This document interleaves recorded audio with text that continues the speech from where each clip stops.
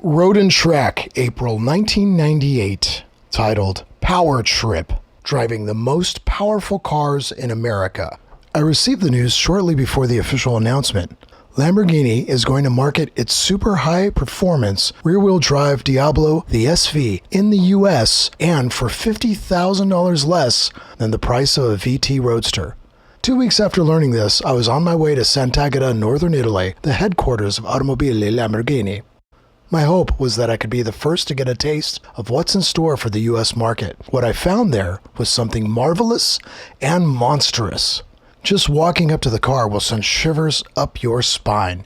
The Diablo SV has an overall length of 176 inches and is more than 80 inches wide, but it's only 43.9 inches tall, so it's the epitome of long, low, and wide.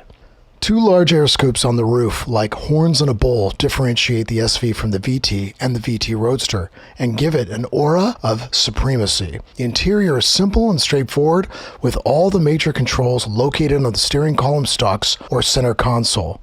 Diablo SVs headed for the US are equipped with the comfort package that includes a leather-trimmed interior and adjustable ride-height suspension. Turn the key and the Lamborghini 5.7 V12 comes to life with a lion-like roar. It pumps out a whopping 530 horsepower at 7,100 RPM and 445 foot-pounds of torque at 5,500 RPM.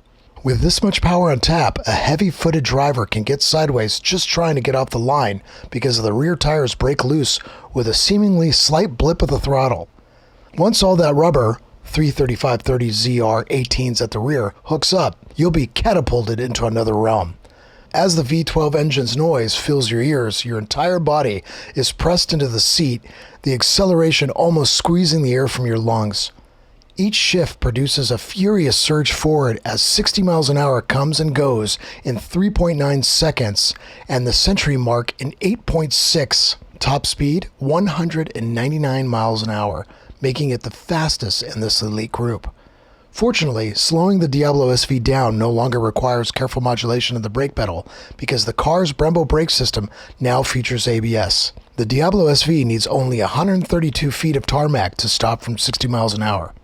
Despite its large size, the Diablo SV is surprisingly agile on twisty roads. It negotiated the narrow, meandering pathways north of Bologna with undaunted grace, exhibiting crisp turn-in and virtually no body roll. That said, the rear end will come around if you're overly forceful with the throttle in the middle of a cornering move.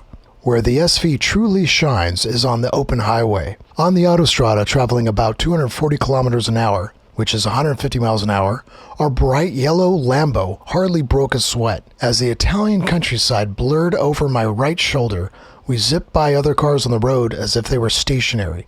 Although the temptation to go faster was ever present, when I considered the car's price tag of $230,000, I promptly succumbed to better judgment, slowing to a 120-mile-an-hour crawl.